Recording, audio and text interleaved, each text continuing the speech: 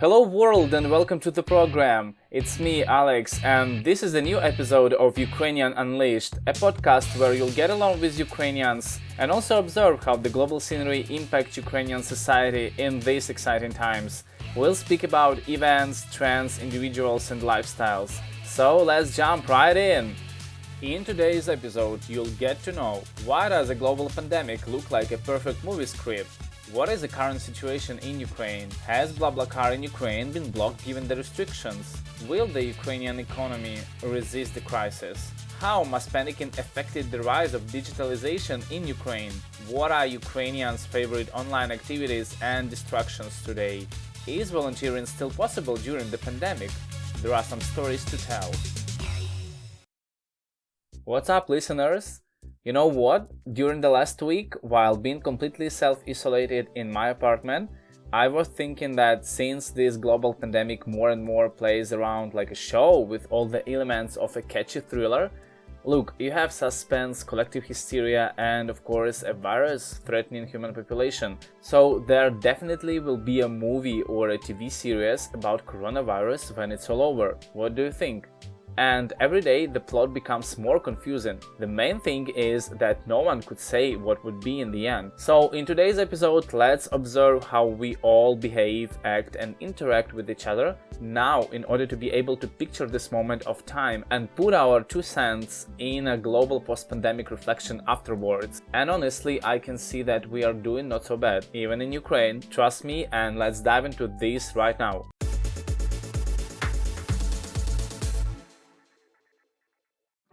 A couple of days ago, all the Ukrainians were notified that the government extended quarantine until at least 24th of April and announced a state of emergency for the next 30 days all over Ukraine. Meanwhile, there were new restrictions implemented in cities, no more than 1 person per 10 square meters in stores and pharmacies. I was broadcasting a small video yesterday about how the things are going in Kiev, from my perspective of course, who is walking around in a living area, park and supermarket. If you'd like to know more about how Kiev looks like and how locals deal with restrictions, please check the video I posted on Ukrainian Unleashed YouTube channel. Actually, there are a lot of rumors circulating all over the country now about the complete blockade of cities without any possibilities for leaving them even by car. Myself, I was planning to take a Blablacar for going back to Odessa for a couple of weeks if the situation wouldn't get any better. But today's morning I got a message from a driver saying that he would prefer staying at home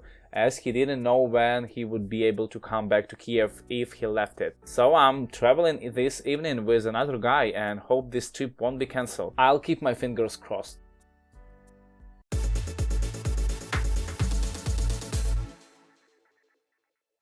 I don't really want to talk numbers in this episode because the news about people getting laid and companies going down is circulating all over the world, and actually you don't need me for loading you up with all this. You know what? I was actually thinking that when I bought in December 2019 the Economy special issue of World in 2020, full of forecasts and blurred predictions for the upcoming year, nobody was even mentioning any possibilities of vertical incidents of the global economy because of an epidemic threat taking up the whole world. So I once again turned to the idea that the real crisis always comes on the quiet and not when people talk it over and set money aside. But let's revise it very quickly. Today, as experts say, in general Ukraine is better prepared than in 2008 or 2014 for a possible financial crisis. Exports are now dominated by soft commodities, mostly agricultural products, and the fall of prices or consumption of these products are not expected. So this is probably the first time when our resource-based economy is the best match for this occasion. However, Ukraine does not have enough strength to survive the situation painlessly. Even if we had previously experienced the financial crisis, now it has a somewhat different nature.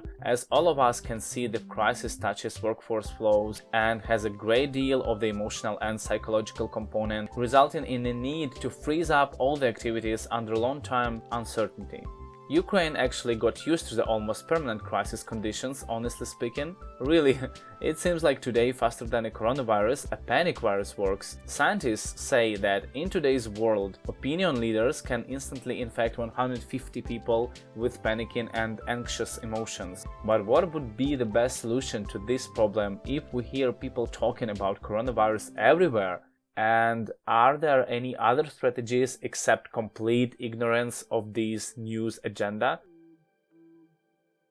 Usually, misinformation develops when people are terrified, and especially in cases where the struggle is new and scientific knowledge about it is rather vague, while even when it is still unknown how many people can be endangered, they are already put under this unbearable pressure. Yet, we all can contribute to curbing the disease and minimizing its social and economic impact by confronting with disinformation at least. But when you tell people not to panic or that their perceptions and beliefs are wrong, be ready that it can only really reinforce their desire to follow their views as a matter of denial. I think that from the beginning there was a real gap in analyzing people's reactions to the news feed. The majority of the media didn't pay any attention to the consequences of playing with people's minds and emotions. This resulted in pushing not only Ukrainians, but people all over the world to the irrational moves and superstitions being evolved. And yet, now we are all trying to concentrate our efforts on putting off this fire. That's why, during the last month, the level of digitalization and consumption of online media has grown wildly in Ukraine. Ukrainians are an offline nation, mostly.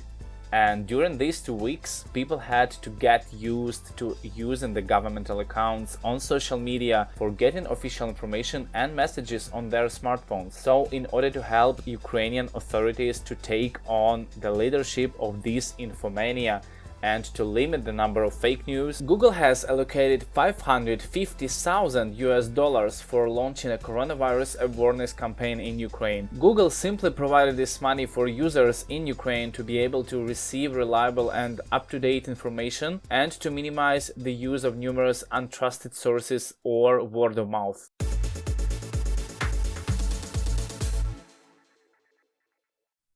Okay, here I probably should have placed a nice inspirational passage about the rising importance of trust and support in Ukrainian society. But I just tried to go through the whole situation using the old school Kubler-Ross model that popped up in my mind this time. It describes 5 stages of grief which correspond to a person's normal feeling when dealing with change both in personal life and at work.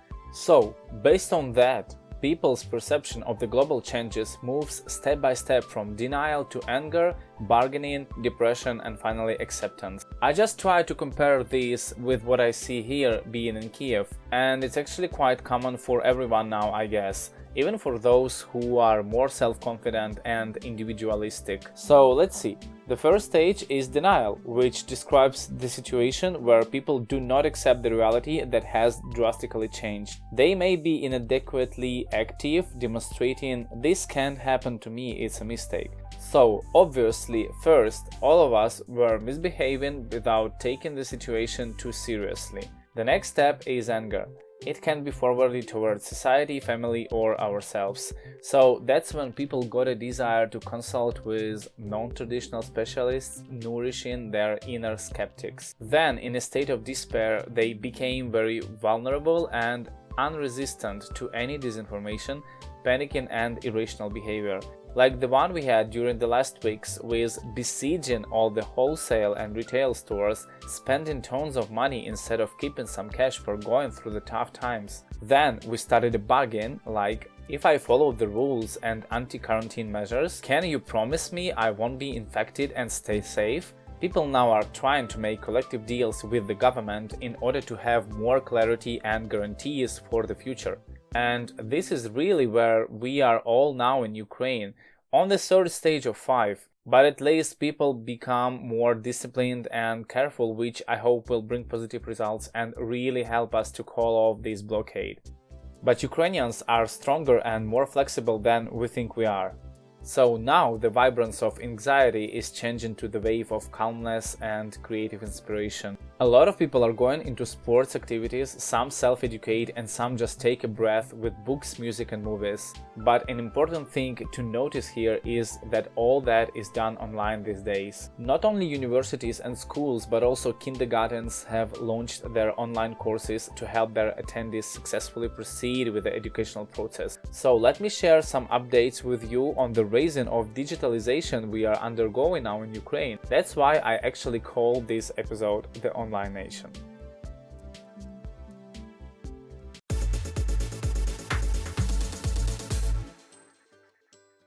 On March 17th, the Ministry of Education and Science of Ukraine launched daily television and radio broadcasts of free video lessons and online courses for pupils and students, including this year's graduates. Thus, the state wants to provide opportunities for distance learning during the quarantine period.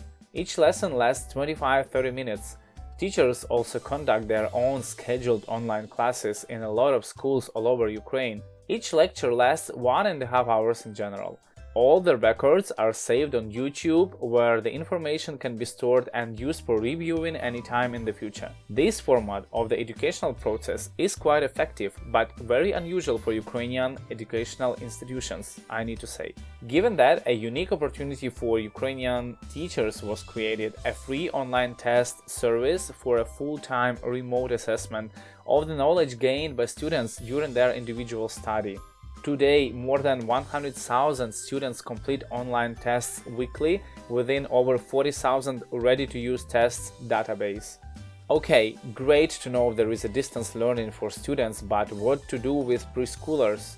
Well, due to the state of emergency in Ukraine, all schools and kindergartens are closed at least till April 24th. So for the little ones, a new service, Babysitting Online, started to evolve as kindergartens are also adjusting to the new reality.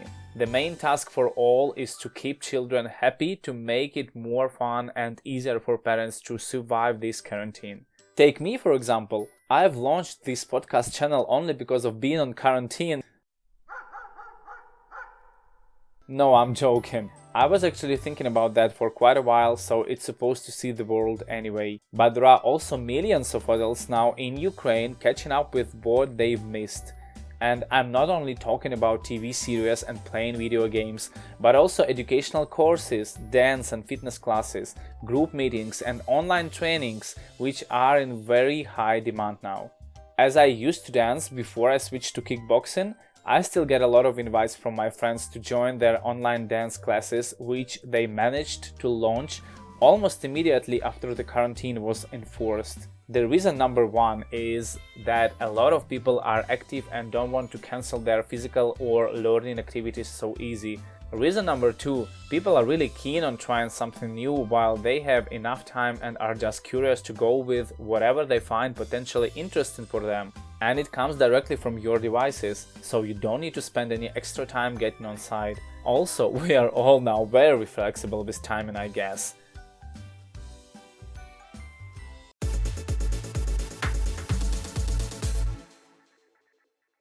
Okay, the last but not least, I really want to mention how numerous volunteer services and examples of self-organization continue to boost all over Ukraine to face the current pandemic situation. So I just would like to share some stories with you that show how the individual input really can make a difference.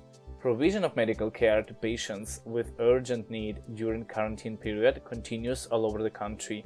But as you can imagine, the tense situation makes it harder to collect donated blood for medical centers, in particular due to a decrease by 3 times in the number of donors now. So in response to that, I saw a lot of posts on Facebook where medical workers called people for blood donation, and a lot of volunteers were appealing to that. The doctors say that all risks of getting a coronavirus are minimized due to the permanent disinfection, entrance restrictions, and temperature screening. In Dubna, Volyn region, volunteers sew masks and distribute to those who need them most. It started when an 82-year-old dressmaker decided to make free of charge protection for those who need them most. Other volunteers have decided to join the useful work. So now together they make nearly 200 usable masks per day. Inspired by that, another woman in Odessa started to do the same, having launched a flash mob, available masks for everyone.